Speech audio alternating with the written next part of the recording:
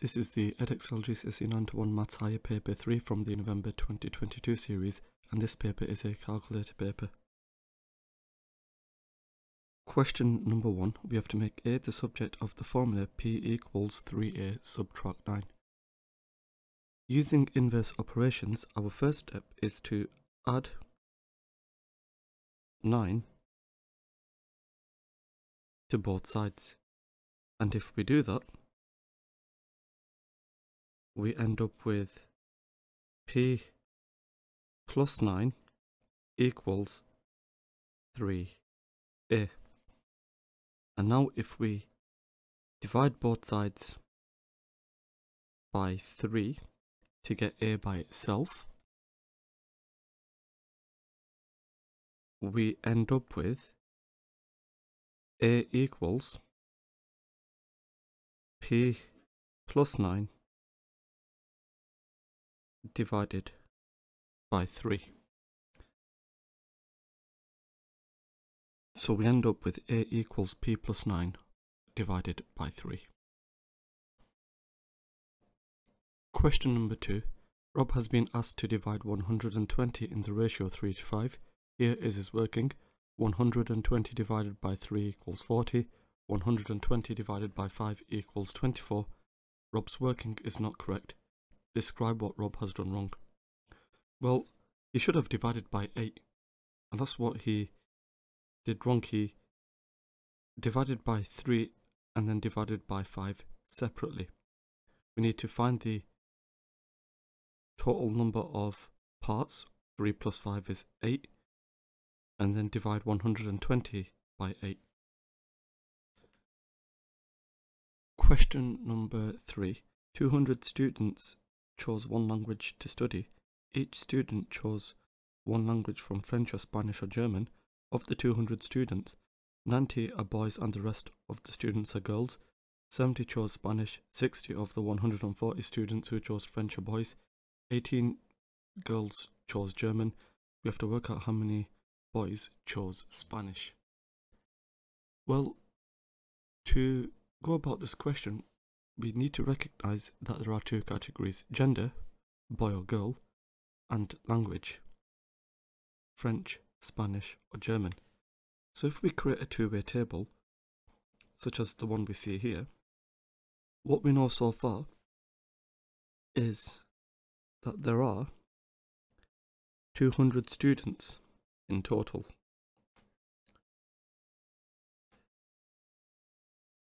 Then we know that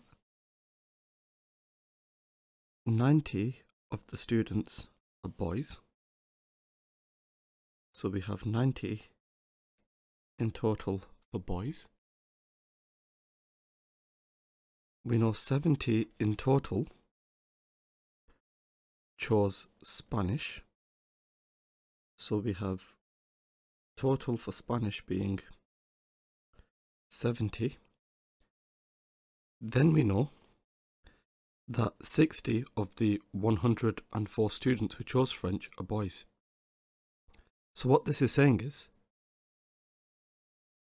104 students who chose French. Of those 100, 60 of them are boys.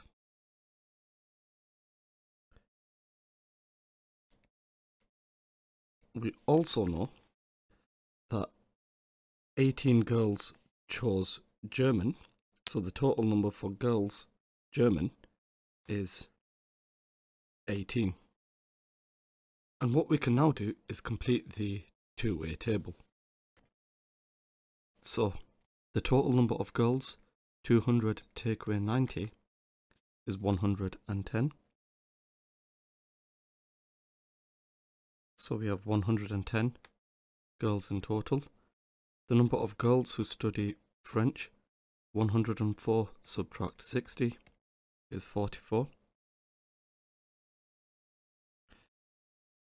To find out the total number of girls who study Spanish, we have 110 subtract 18 subtract 44, which is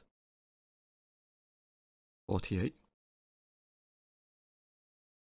For the total number of boys who study Spanish, 70 subtract 48 is 22.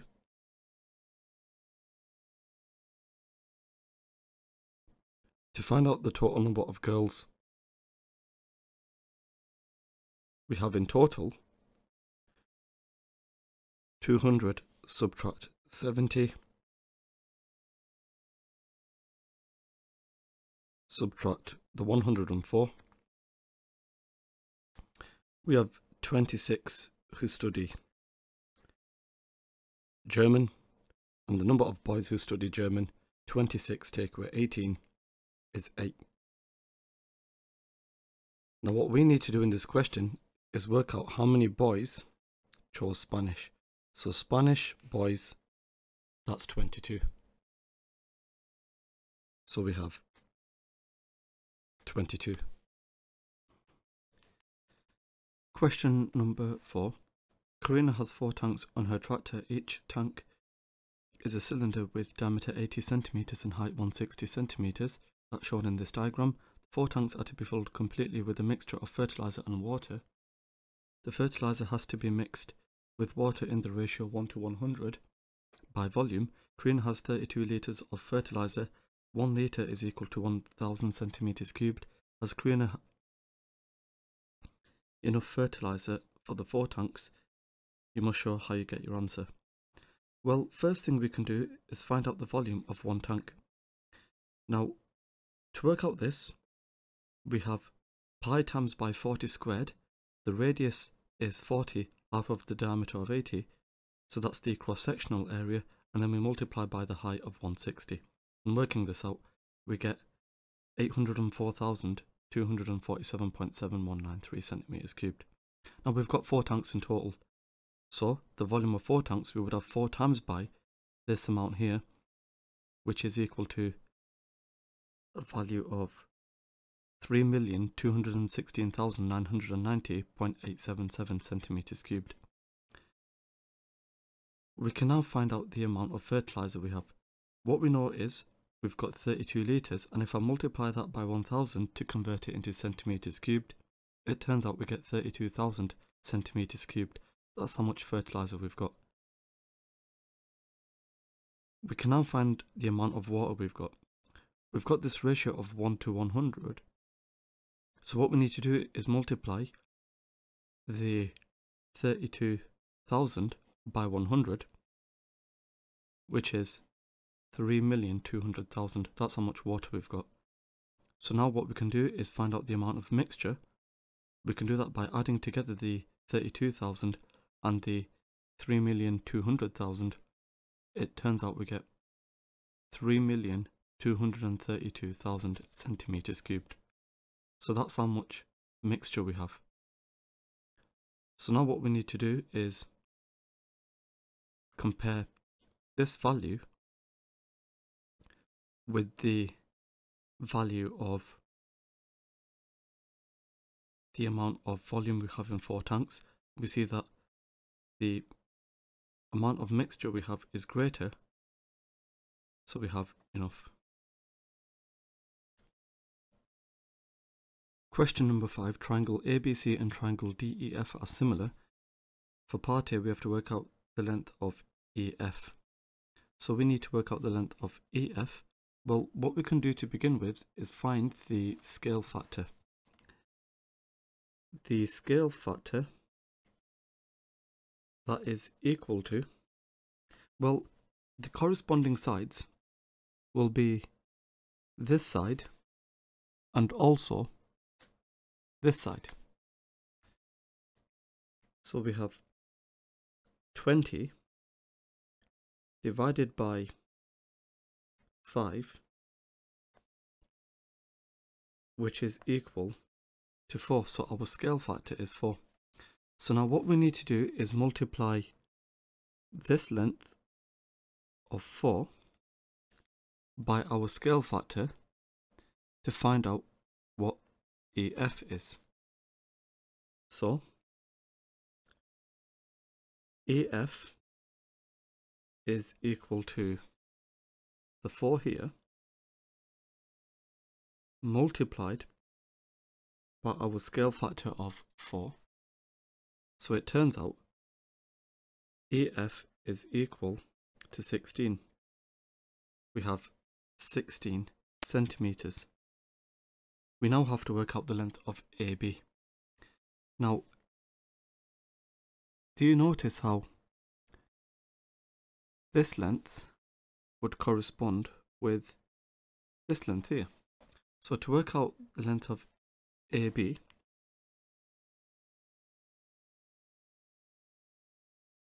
we take this 22 and then we divide that by our scale factor of 4, and it turns out the length AB is equal to 5.5. So we have 5.5. Question number 6. One weekend, the Keddy family is going to do a sports quiz and a music quiz. The probability that the family will win the sports quiz is 0.3. The probability that the family will win the music quiz is 0.35. For part A, we have to complete the probability tree diagram. So, we know that probability adds up to 1. 1 subtract 0.3 is 0.7. So the probability that they lose the sports quiz is 0.7. 1 subtract 0.35 is 0.65. So the probability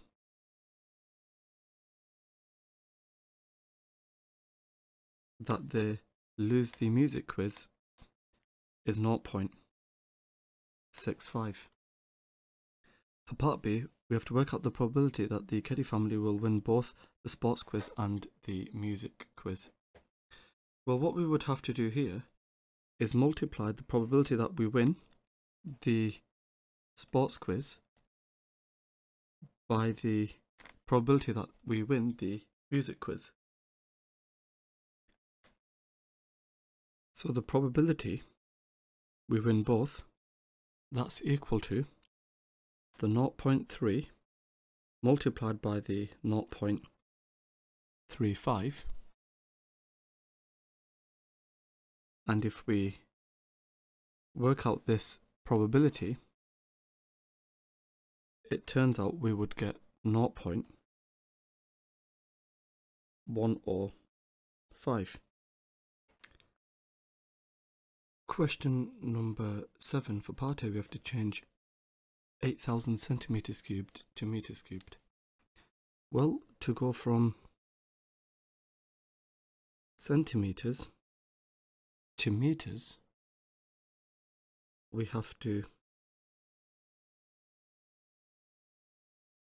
divide by 100, and meters to centimeters we have to times by 100. And so if we go from centimeters cubed to meters cubed, we divide by 100 cubed, and meters cubed to centimeters cubed, we times by 100 cubed. And therefore, if we have 8,000 centimeters cubed, what we need to do is divide this by 100 cubed. And if we do that, we get 0.008. So we have 0.008 meters cubed. Part B of the question, we have to change a speed of 180 kilometers per hour to meters per second. Well, if we've got 180 kilometers per hour and we want to convert this to meters per second, well, what we have to do first is multiply the 180 by 1,000 to convert it into meters,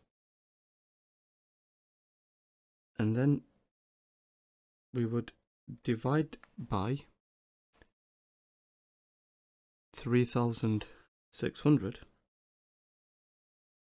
to convert the divide by hour into divide by seconds. So if we work this out,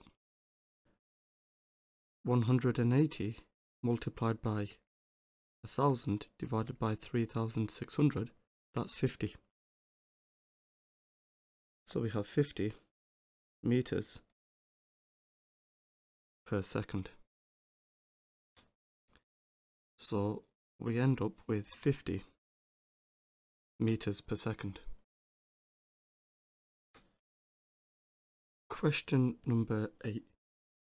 There are 30 women and 20 men at a gym. The mean height of all 50 people is 167.6 centimeters. The mean height of the 20 men is 182 centimeters. We have to work out the mean height of the 30 women. First of all, we know that the mean is equal to the sum of all our data divided by how many pieces of data we have. Now, what we can do, given the mean height of all 50 people, we can find out the total number of people we have. And we can do that by multiplying the mean by the number of people. So, the total heights of the 50 people, we have 50 multiplied by 167.6. And if we work this out, it turns out the total height is 8,380 centimeters. What we can now do is find out the total heights of the 20 men. So the total heights of the 20 men, we have 20 times by 182.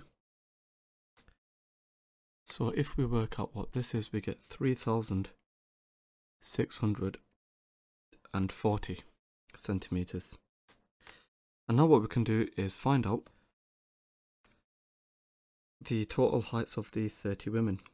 And we can do this by working out 8,380 subtract 3,640. And if we work out what this is equal to, it turns out we get 4,740 centimeters. So the mean height of the 30 women, we've got 4,740 divided by 30.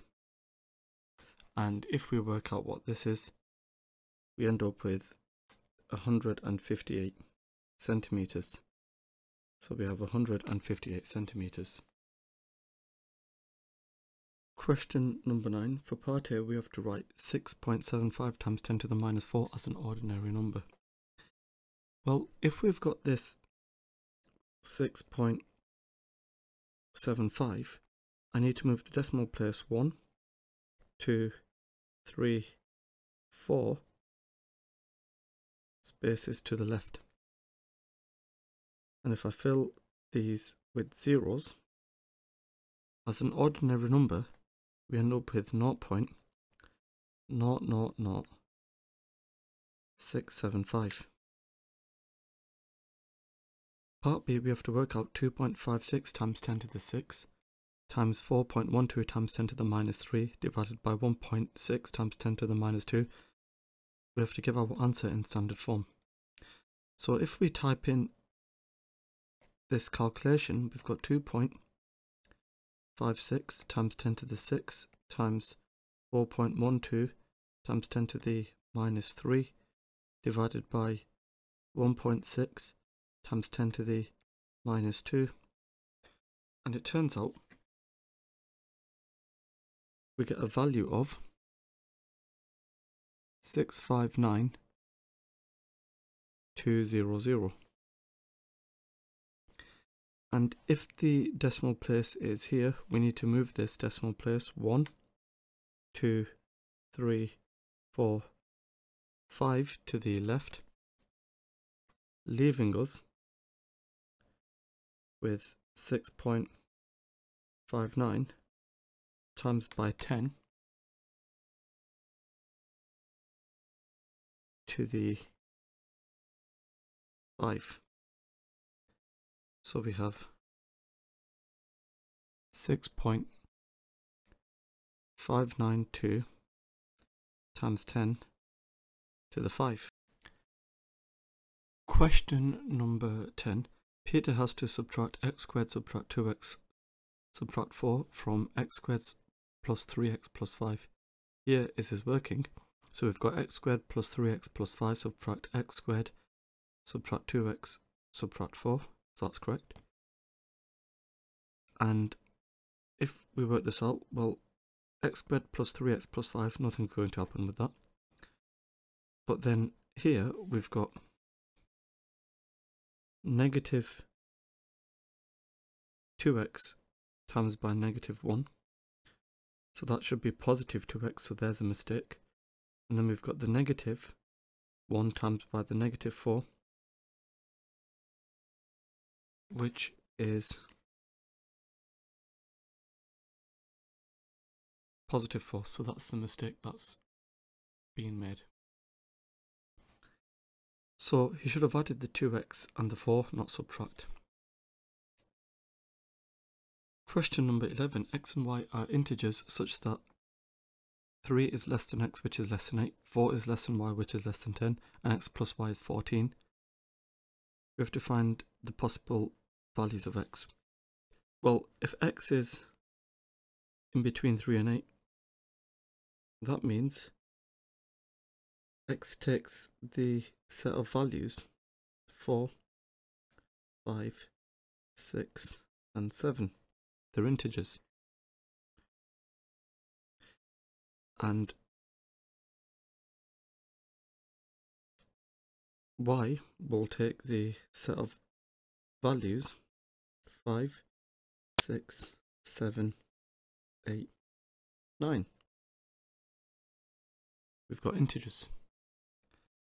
And then we've got x plus y equals 14, and it says find all the possible values of x.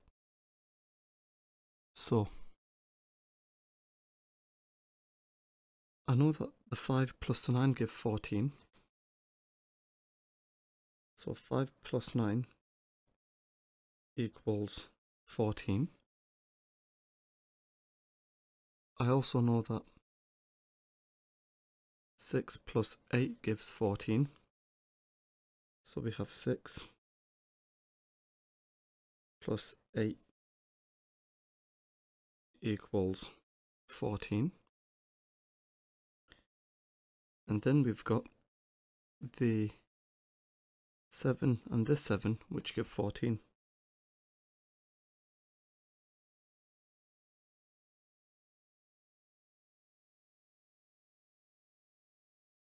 So, what are the possible values of x? Well, here are the possible values of x. 5, 6, 7. Question number 12. Martin used his calculator to work out the value of a number p. He wrote down the first 2 digits of the answer on his calculator. He wrote down 1.2. We have to complete the error interval. Well, the number starts with 1.2. So that means the number cannot start with a 1.3, which is why we have p being less than 1.3, but p being greater or equal to 1.2. So here are the error interval for p. Question number 13. Chen has this information about the time it took an operator at a call center to answer each of 90 calls. That's what we see here. We've got the time and the cumulative frequency. Chen draws this cumulative frequency graph for the information in the table. We have to write down 2 different things that are wrong with this graph. Well, if we take a look at the way he's plotted, what we are supposed to do is plot the endpoints rather than the midpoints, which it looks like that's what he's done. That's the first thing, and the other thing that's wrong is there is no label on the horizontal axis. So the label on the horizontal axis is missing, and the graph has not been plotted at the top end of the class intervals. Question number 14. For part A, we have to simplify fully 3x to the 5, y to the 6, all to the power of 4. So, if we work out what this is the same as 3 to the 4 multiplied by x to the 5 to the 4 multiplied by y to the 6 to the 4. Now 3 to the 4, that is the same as 81. Then we've got x to the 5 to the 4. That's the same as x to the 5 times by 4.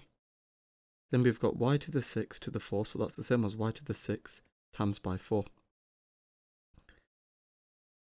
So we have 81, x to the 20, y to the 24. So we have 81, x to the 20, y to the 24. For part B of the question, we have to expand and simplify x plus 2 times x subtract 3 times by x plus 4. Well, x times by x is x squared. Then I've got x times minus 3, which is minus 3x. Then I've got 2 times by x, which is 2x. Then I've got 2 times minus 3, which is minus 6. And this is being multiplied by x plus 4. So I've got x squared. Then I've got minus 3x plus 2x, which is just minus x. And then I've got minus 6. And I'm multiplying this by x plus 4.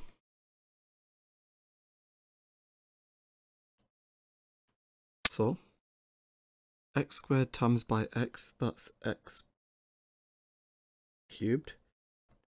X times by 4, that's 4x squared. Then I've got minus x times by x, that's minus x squared. Minus x times by 4, minus 4x. Minus 6 times by x, minus 6x. Minus 6 times by 4, minus 24. And if I gather together all like terms, well, we've got x cubed. Then I've got 4x squared subtract x squared, so that is 3x squared. Then I've got minus 4x subtract 6x, so that's minus 10x, and then I've got this minus 24 as well. So that's what we see here. Question number 15. A pet shop has 7 guppy fish, 7 tetra fish, and 5 angel fish. David is going to choose one of the following combinations of fish: a guppy fish and an angel fish, a tetra fish and an angel fish, a guppy fish, a tetra fish, and an angel fish. We have to show that there are 535 different ways for David to choose his fish. Well, there are 7 guppy and 5 angel, so the total number of combinations we could have for that is 7 times by 5. So this is for a guppy fish and an angelfish. We then have a tetrafish and an angelfish, so that's 13 times by 5. So this is for a tetrafish and an angelfish. And then we've got guppy, tetra and angel, so the total number of combinations we could have in that case is 7 times by 13 times by 5.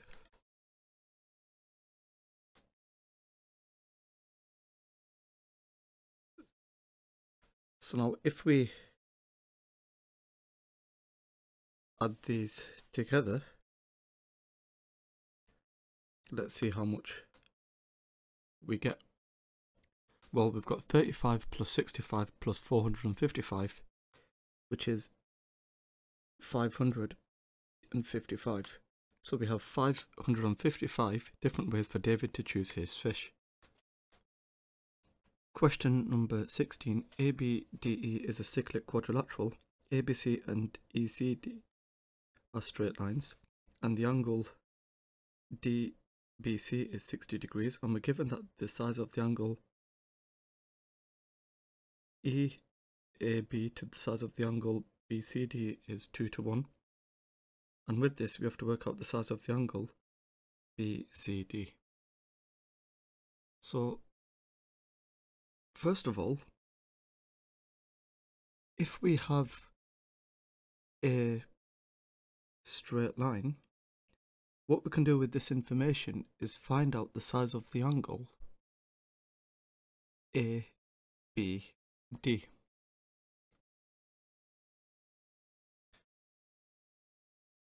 Well, the angle ABD then is 180 minus 60, which is 120, and that's because angles on a straight line sum to 180. So what we are saying here is this angle here is 120 degrees. So now what we can do is recognize that the opposite angles in a cyclic quadrilateral add up to 180. So what we can do then is find out what this angle over here is equal to. So the angle EAD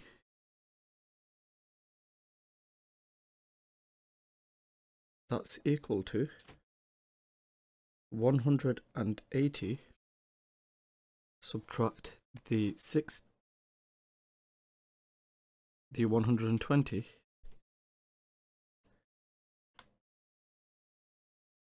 which is equal to 60. So the reason this angle here is 60 degrees is because opposite angles in a cyclic quadrilateral sum to 180. Now we are finding the angle BCD. So if I let the angle BCD equal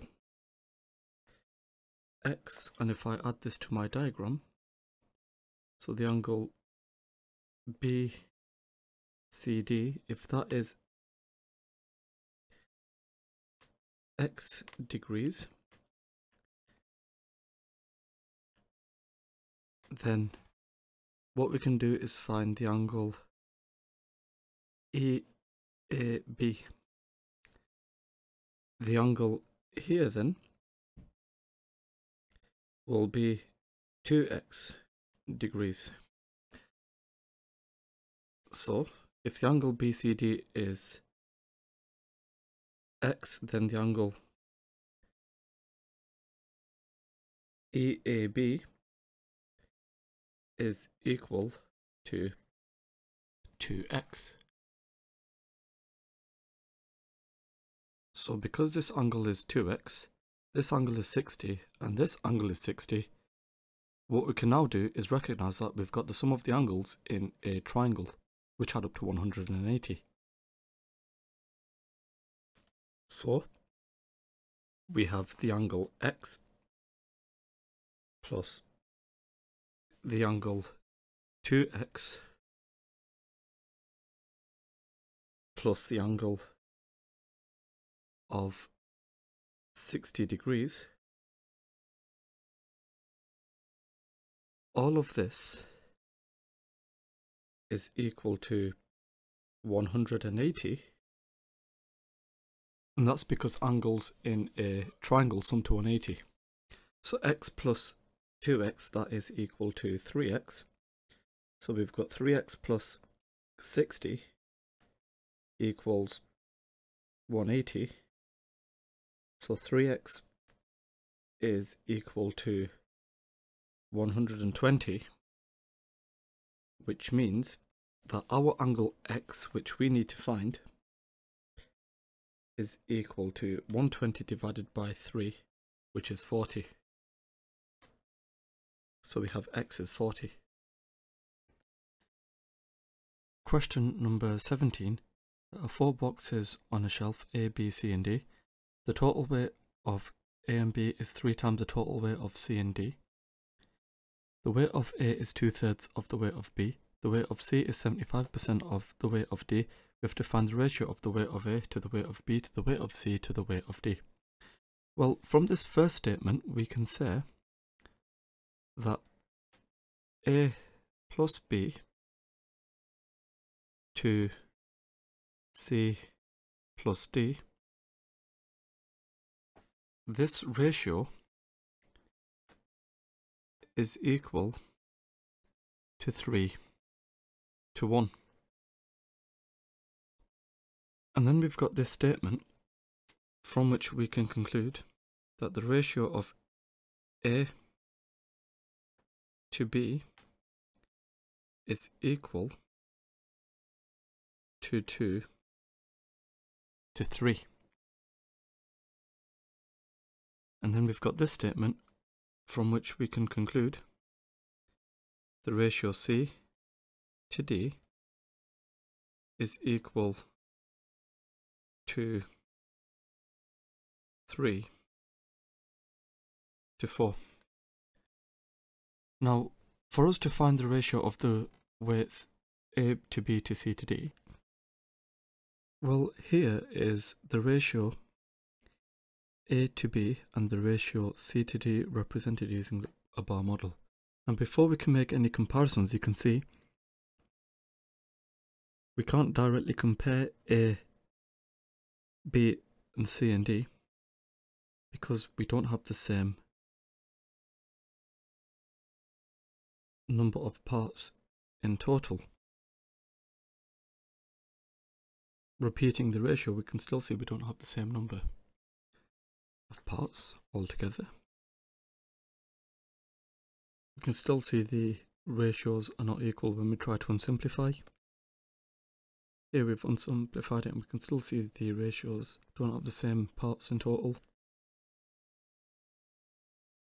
We can still see the ratios aren't the same for the total number of parts.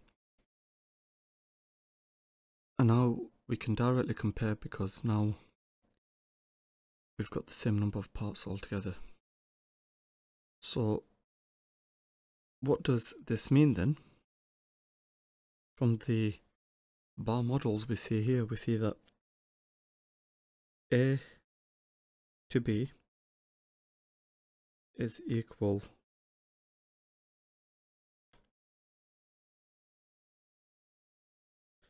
to a value of, well, we've got 2, 4, 6, 8, 10, 12, 14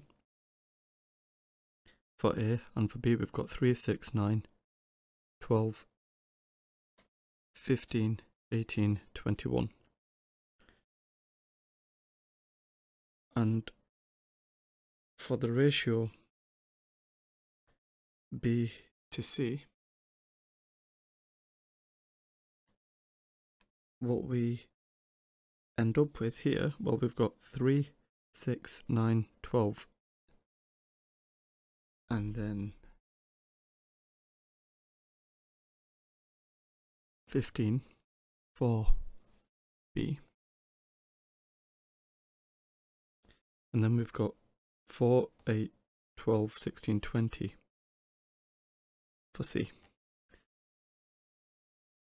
Now, the total for B plus A should be 3 times bigger than the total for B plus C. So what you can see here is B plus C, 15 plus 20, that is 35. And if I do 3 times by 35,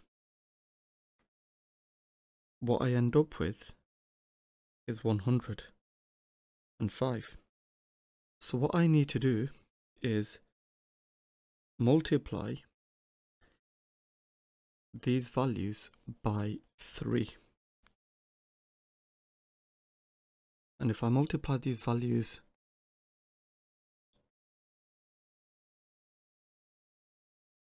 by 3, so this 105 comes from the fact that we take this 35 and then multiply it by 3, which is 105, we would have 42 to 63. So what we have done now is write the ratio A to B to C with numbers that are satisfying these conditions, which means now when we write the ratio A to B to C to D, we end up with 42 to 63 to 15 to 20. And that is how we approach this. Question number 18. Shape A is reflected in the line with equation x equals 2 to give shape B, and shape B is reflected in the line with equation x equals 6 to give shape C. We have to describe fully the single transformation that maps shape A onto shape C. Well, here we've got a coordinate grid. Now, let's suppose that we begin with some shape. And what we'll do is we'll create a rectangle. So if I create a rectangle such as the one here, the first thing I'm going to do is draw the line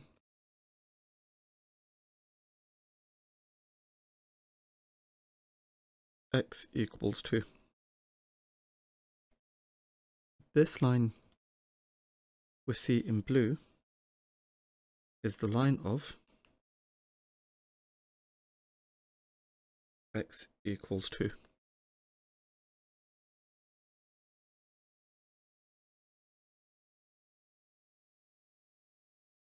So when we reflect that shape in this line x equals 2,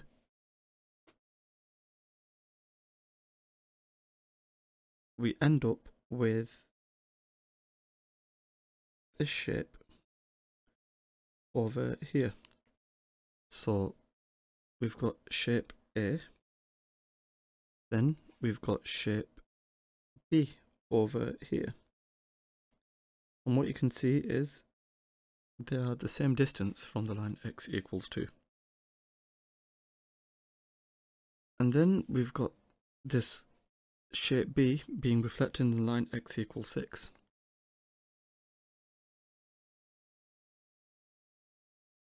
So here we have the line x equals 6. And now if I reflect shape B in the line x equals 6,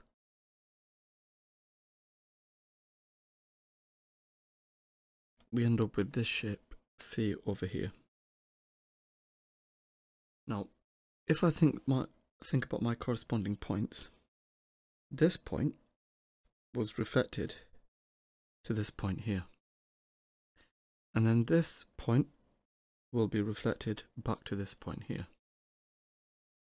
So when we come to find the single transformation, what you can see is we go 1, 2, 3, 4, 5, 6, 7, 8. We add on 8 units in the x direction. So what can we say from this then? Well, we have a translation by vector 8, 0. Question number 19. There are only blue counters, red counters and green counters in a box. The probability that a counter taken at random from the box will be blue is 0.4. The ratio of the number of red counters to the number of green counters is 7 to 8. Samina takes at random a counter from the box. She records its colour and puts the counter back in the box. Samina does this a total of 50 times. We have to work out an estimate for the number of times she takes a green counter. So we've got blue, red and green. And I know the probability of blue is 0.4. Now, for me to find out the probability of red and green, first of all, I know that the total for red and green is 0.6. And I need to split this 0.6 in the ratio 7 to 8. So for me to do that, so we've got red to green being in the ratio 7 to 8. And in total, we have 0.6. So if I do 0.6 divided by 15, I get 1 over 25, which is 0.04. So each box will be worth 0.04, and therefore for red, I need to times this by 7 to get 0.28.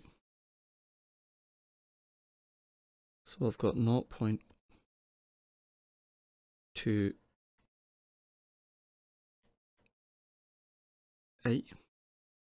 And for green, I need to do 0.04 times by 8, which is 0.32. Question number 20. The diagram shows triangle ADE. AE is equal to DE, and the ratio AB to BC to CD is 1 to 2 to 1. We have to prove that the triangle ACE is congruent to DBE. So in other words, what we're saying is this triangle over here congruent to this triangle over here? And that's what we need to determine. First of all, we know that AE is equal to DE, which means AED is isosceles. And then we've got the angle, well, because of that, we can say that the angle EAD, this angle here, will equal the angle ADE, this angle here. So the angle EAD is equal to the angle ADE,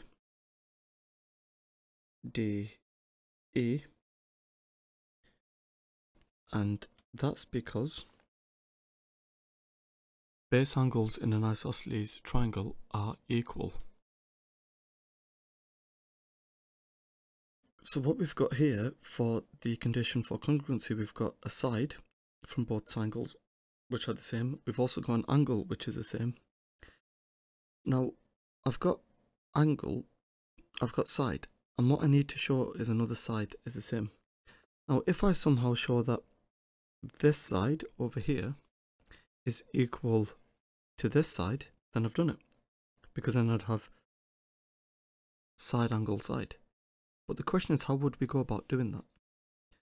Well, to do that, we can use this ratio. If AB to BC is 1 to 2, and the ratio BC to CD is 2 to 1, what we can say here then is, if the ratio A to B to C to C to D equals 1 to 2 to 1, then what we can say then is the ratio A to B to C equals 1 to 2, and the ratio B to C to D, that's equal to 2 to 1. And because of that, we can say that AB plus BC, we've got 1 plus 2, which is 3 parts in total. So that's 3 parts. That will also equal BC plus CD, which is also 3 parts. And because these lengths are equal, what we can therefore say then is we have side, angle,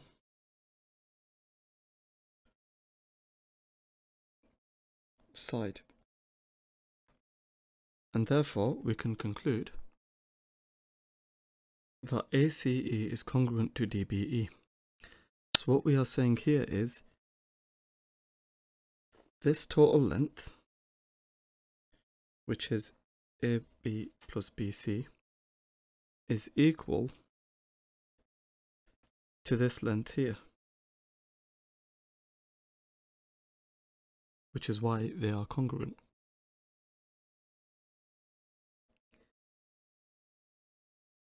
Question number 21.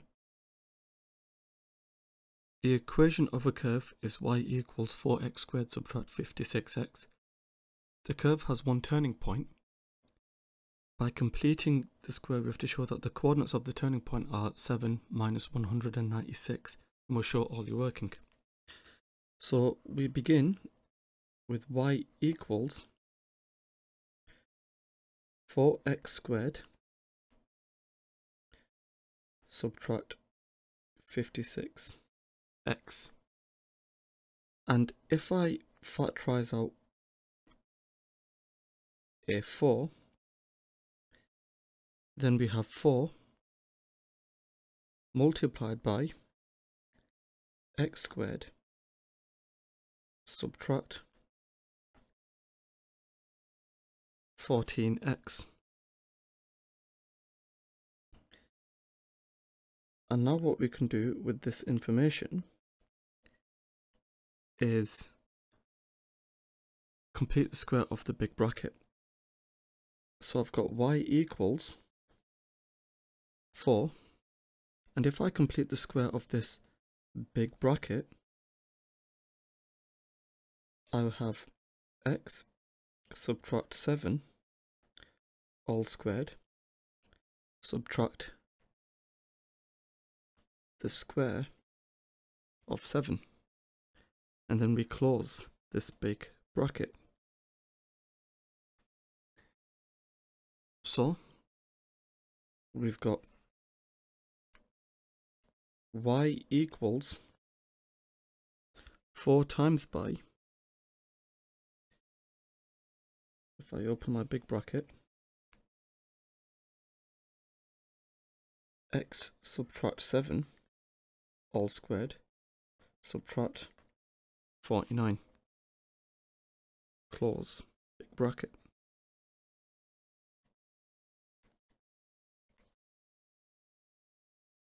And so, multiplying the 4 into this bracket, we have y equals 4 multiplied by x subtract 7 all squared subtract 4 times by minus 149, which is minus 196. So therefore, the coordinates of the turning point, we've got 7 minus 196, and that's exactly what we wanted to show.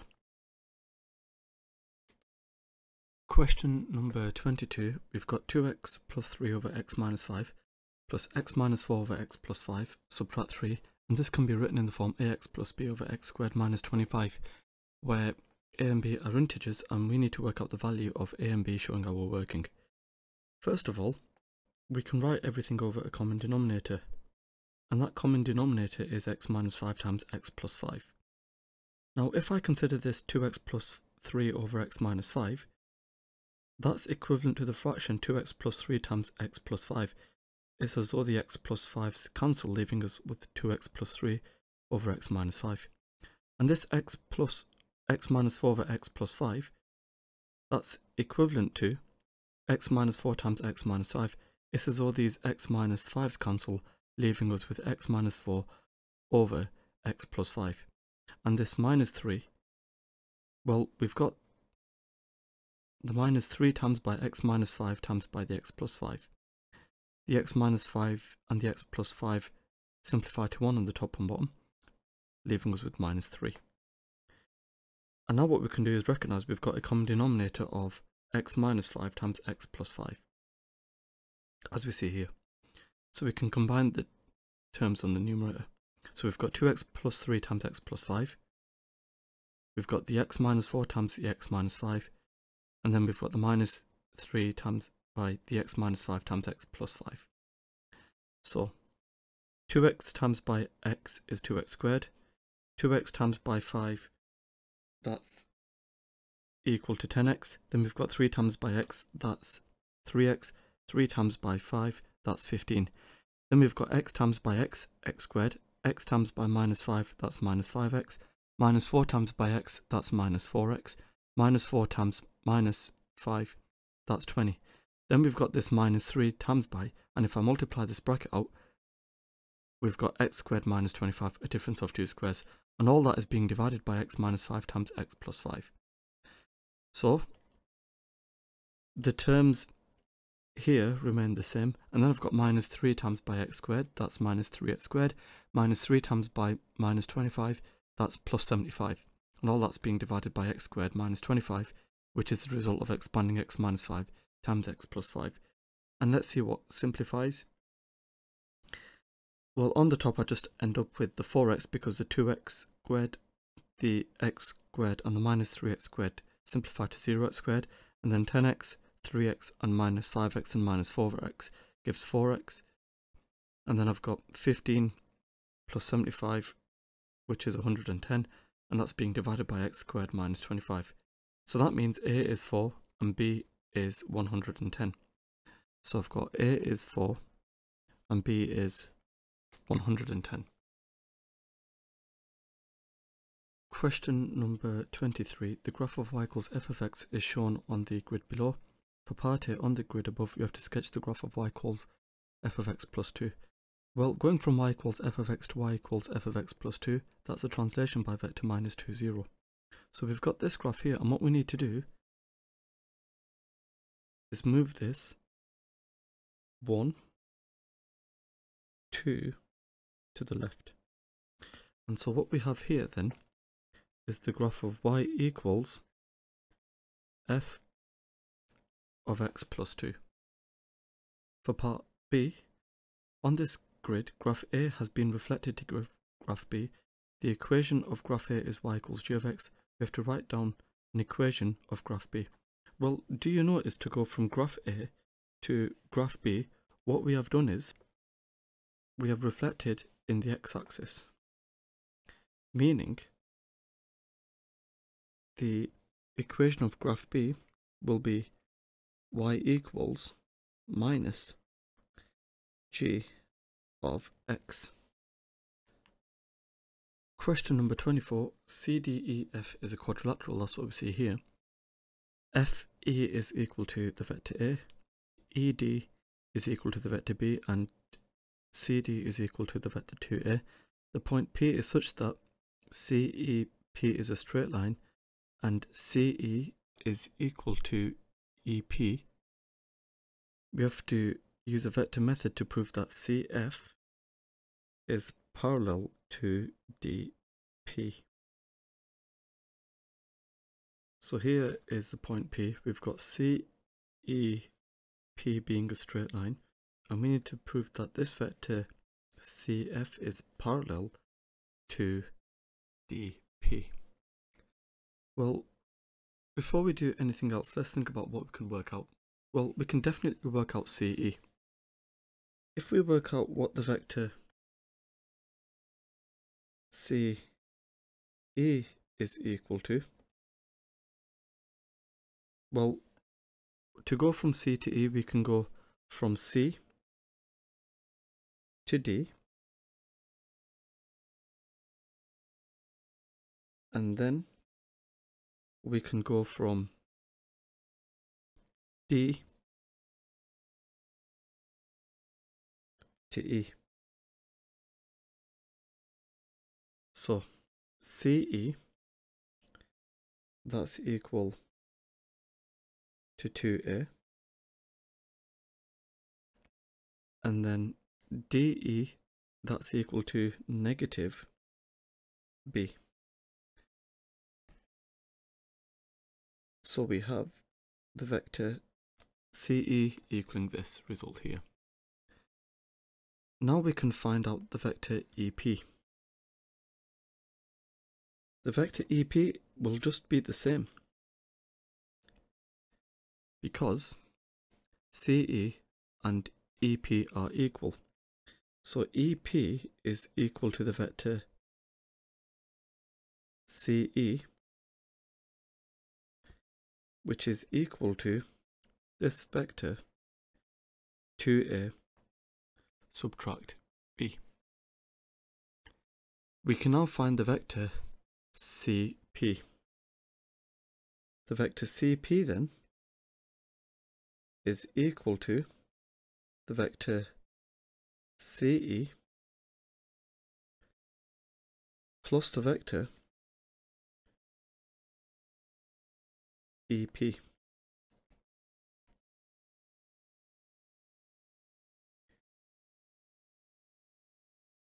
So if we work out what this is, we've got 2A subtract B plus 2A subtract B, which is 4A subtract 2B.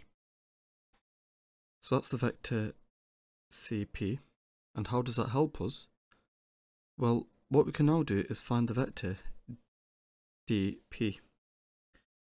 So to find the vector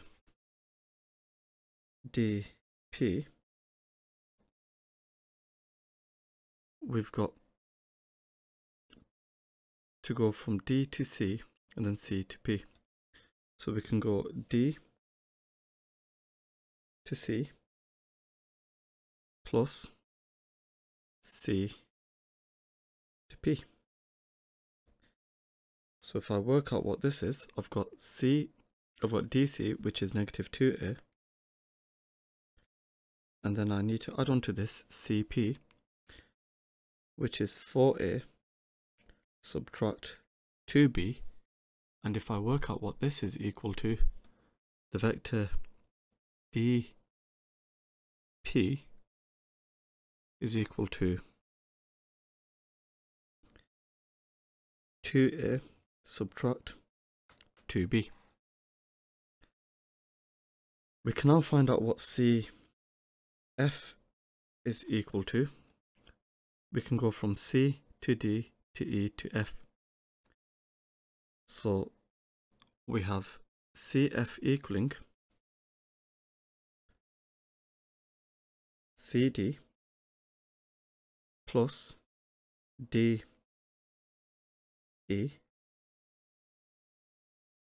plus EF.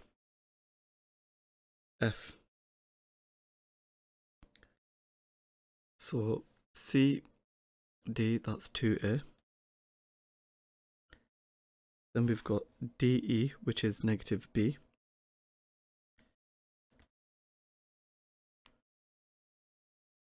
And then we've got EF, which is negative a.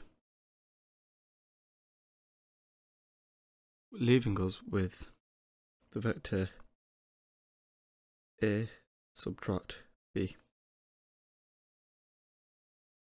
And if I say that this vector is equal to 2 times by a subtract b, what we can therefore conclude is that dp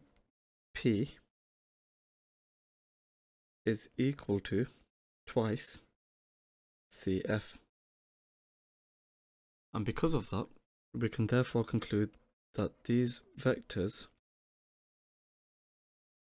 are parallel. Question number 25. The pyramid P is formed from two parts made of different materials.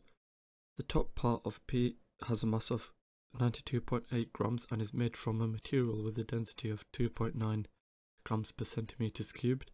The bottom part of P has a mass of 972.8 grams. The average density of P is 4.7 grams per centimeters cubed. We have to calculate the volume of the top part of P as a percentage of the total volume of P to 1 decimal place. Well, the volume of the top part we can find given the mass and the density. So the volume of the top part, we've got 92.8 grams divided by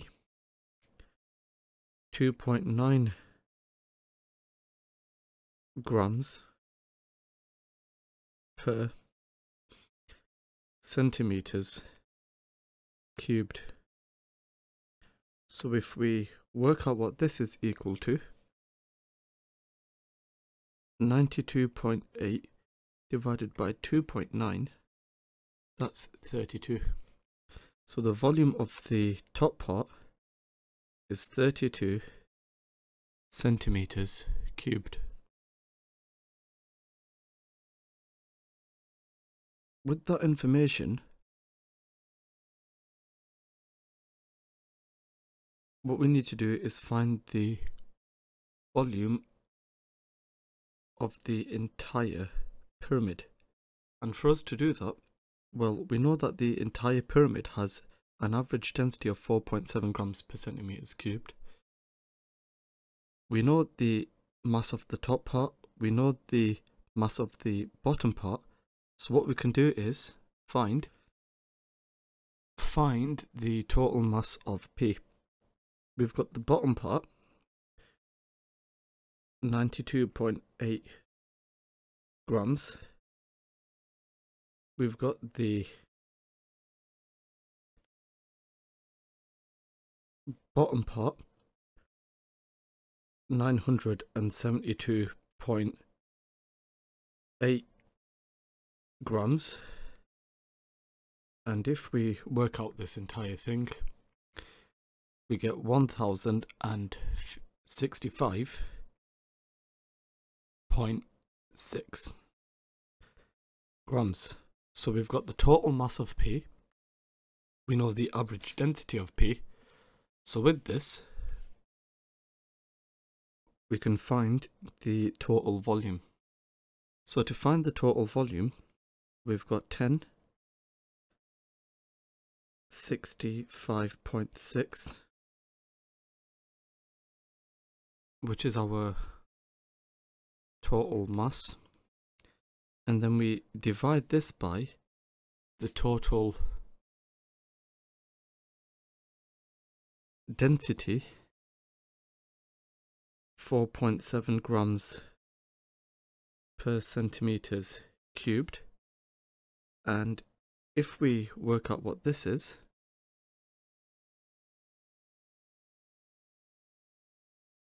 it turns out we get a total volume of 226.7 etc. centimeters cubed. So what we need to do is calculate this amount as a percentage of this amount.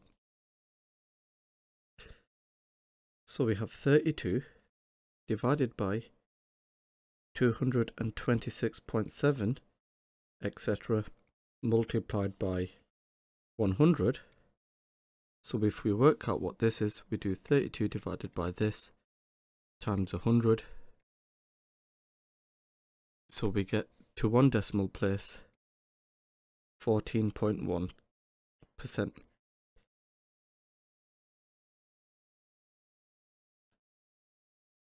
Question number 26. A, B, C, D, E, F, G is a rectangular heptagon. The area of the triangle ABG is 30 centimeters squared, and we have to calculate the length of GB to three significant figures. So we know that the area is equal to 30 centimeters squared. Now what we can do is find out this exterior angle, and what we can do from that is find out the interior angle, and this interior angle will correspond to this angle here. And what we also know about this shape is, because we've got a regular heptagon, this side is equal to this side here. So we know that the area of a triangle is given by half AB sine C. So if I call this X, this will also be X. So let's first of all find out the exterior angle. That's equal to 360 divided by 7. And if I work out what this is, we get 51.428, etc. So we have 51.4 etc. degrees here. And to find out the interior angle, we would have to do 180 subtract this 51.428 etc. So if I do 180 subtract this, we get this interior angle being 128.571 etc. So this angle is 128.5 etc., which is the same for this angle, 128.5 etc. Now using a half AB sine C, we have 1/2 times by x times by x times by the sine of 128.571, etc. This will equal the area of that triangle of 30. So we have x squared equaling, well, here we would have 30 divided by a half times by the sine of that angle, which is 76.742, etc. Which means that x will equal the square root of this, which is 8.76, etc. So we have x equaling 8.76, etc. and x equaling 8.76, etc. Now, because we've got an included angle of 128.5, etc. degrees, what we can now do is find out what GB is using the cosine rule. So, using the cosine rule, GB squared equals the 8.76, etc. squared plus another 8.76, etc. squared, subtract 2 times by 8.76, etc. times by another 8.76, etc. times by the cosine of this 128.571, etc. So if we work out what GB squared is, well, let's store this into A, and this value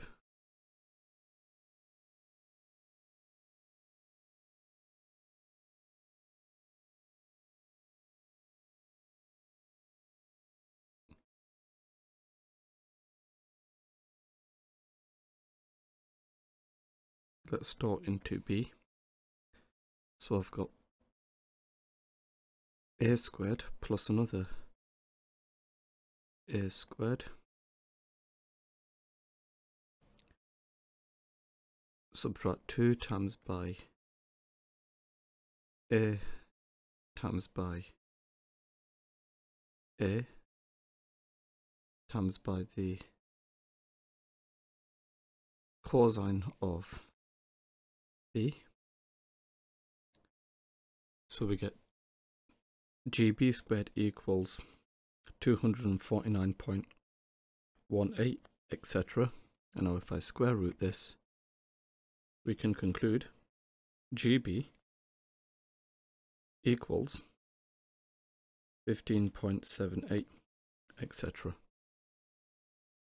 So I've got 15.8 centimeters to 1 decimal place.